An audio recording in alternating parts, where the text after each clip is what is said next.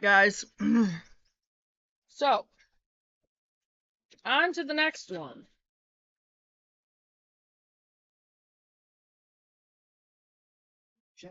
Sorry, Tux is being a booger. Tux, don't be mean to him. Alright. The next one is Homestead Abundance. Here we go, guys. I'm probably going to have Chloe do the intros on all of these, to be honest. So, hope you're ready for that again. Alright, here we go. Most homesteaders start with abundance in mind, but somewhere along the way become less enthusiastic because the blackberries get anthracnose, the cows jump the fence, and the tomatoes expressed blossom end rot. See? Our initial fantasies and dreams turn to reality sooner than we'd like, and we're suddenly faced with a sheer maintenance load. The castles we've built in our imagination actually require more and more work. More work. Excuse me, more knowledge, more observation, more skill than we at first envisioned. The average life of a small acreage property in the U.S. is 6 years. The first 2 years are on the honeymoon phase. Tux?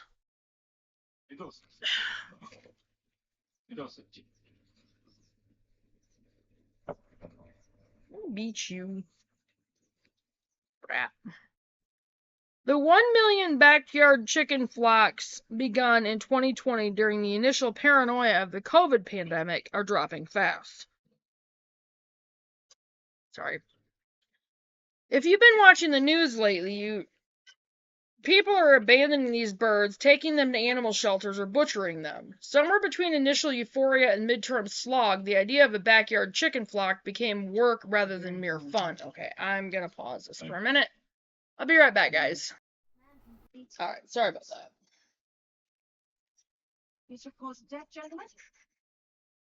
My mentor, Alan Nation, founder of the Stockman Grass Farmer, liked to use the term slog to describe the lion's share of time spent producing something. See for yourself. Whether in homesteading or business, much of it is a daily grind, a regimen of cleaning dirty water troughs, toting feed, and hauling compost, an unplanned death.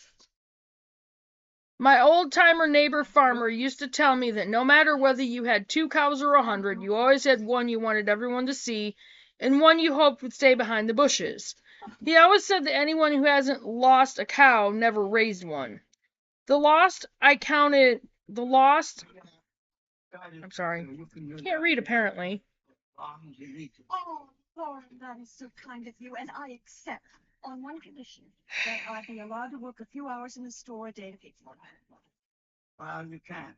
Why not? I lost count long ago of the number of panics, emails, and calls I'd received from folks facing the first chicken death. All the chickens looked healthy last week, and today I went out and one was dead, they cry. I view this introductory column as a kind of reality check, like premarital counseling or even the wedding vows.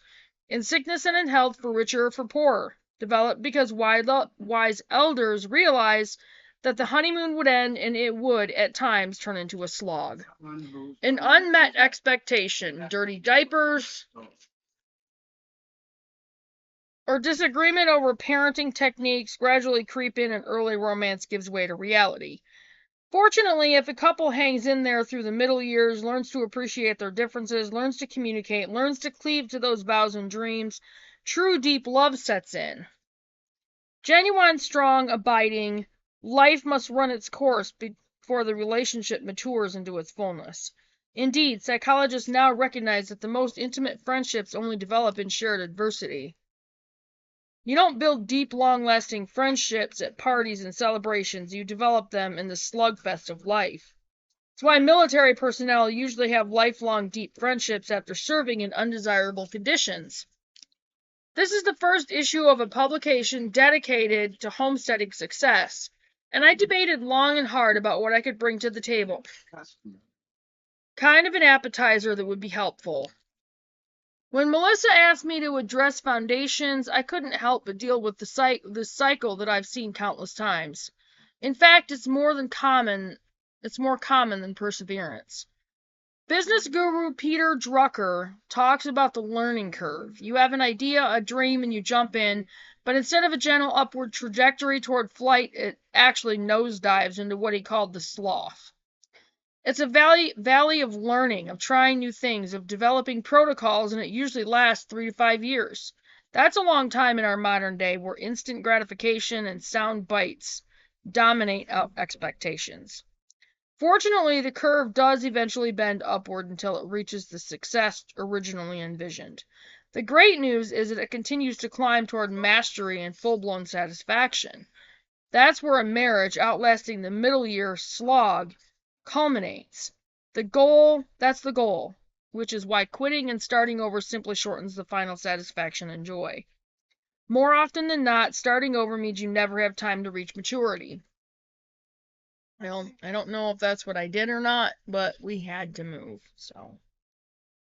In this first column, then, I thought it best to speak frankly and openly about early homestead ecstasy because buyer's remorse is more common than not. In my experience, the folks who quit do so not because they can't eventually get it right, not because they lack money, not because they lack skill even. It's just slow burnout and disappointment about not being what they envisioned. In other words, burnout is primarily emotional, not financial, knowledge, or resource based. Anyone can do this, but the difference between long term success and quitting is attitudinal. That mindset. Notice I use the term quitting rather than failure. That's because every new venture, goodness, even old ventures fail routinely. Failing at things is how you learn. A child doesn't walk well first, talk well first, or even poop well first. Okay, they poop well, but they don't know where to put it. The point is, we don't do anything well the first time. We don't drive nails well, run a circle saw well, or plant tomatoes well. We must be mentored. We must experiment. We must fail. Welcome to life. But it is in that adversity, in the crucible of trying, of poking around new ideas, that we develop both proficiency and deep personal attraction to those on our team. If you're in the initial dreaming stage, reading books, watching videos, and enthusiastically planning your homestead, brace yourself. It won't be as easy as you think. You won't complete projects as fast as you think. Here on our farm, we've had some projects on our to-do list for 5 years. Sometimes we look at old project lists just for fun and realize how foolish some were. Glad we didn't do that one, we'd laugh. I'm trying to give you the gift of mental and emotional reality to be prepared and not surprised when dark days come. And they are coming. More so than they're talking about. They will. Embrace them. The sun will rise tomorrow. If you're a few years into the homestead and feeling like you're spinning your wheels, not making progress, stalled out on your original plans, hang in there. It won't always be like this. You'll have breakthroughs and wonder why it took so long to do what is now obvious. Continue reading, watching informational videos, and attending gatherings of like-minded folks. Keep your boiler stoked, as they say. Feed your soul and fellowship with others. Listen to their ideas and their solutions. Every pain point has an answer. Just because you haven't discovered it yet doesn't mean it's not there. Keep experimenting. Think about efficiencies. It's like going loaded and coming loaded. Invest in efficiencies like strategic fencing, good corrals, buried water lines, and simple structures to keep equipment sheltered. Where are your vulnerabilities? What gives you frustrations? Ask for advice if you can't figure out how to get over those hurdles yourself. You're on a journey, not a destination. If the journey is done well, though,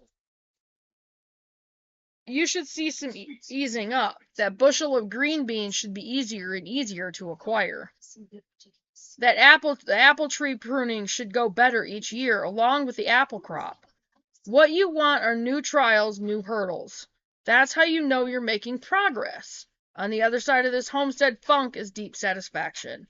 Few things in life end up where they started. Eventually your homestead will pour forth sustenance, both physical and emotional. Planting your garden won't be full of angst. It'll be automatic. Planting tomatoes will be so easy you'll be able to think about other things while working rather than fretting over technique and morality. Am I doing this right will convert to quiet efficiency and confidence. The homestead will affirm all the dreams and desires as you turn timidity into intrepidness. Sure, we can do that isn't some wishful, foundationless fantasy, but a quiet resolve steeped in perseverance, bathed in fortitude because you've tackled countless daunting projects successfully. Welcome to Homestead Legacy. Welcome to Homestead Abundance. And that was it for that section called Homestead Abundance. And I will go ahead and title this one, and I will have Chloe put the intro on it, and I will get it up there later. And I will see you guys in the next video. Bye, guys.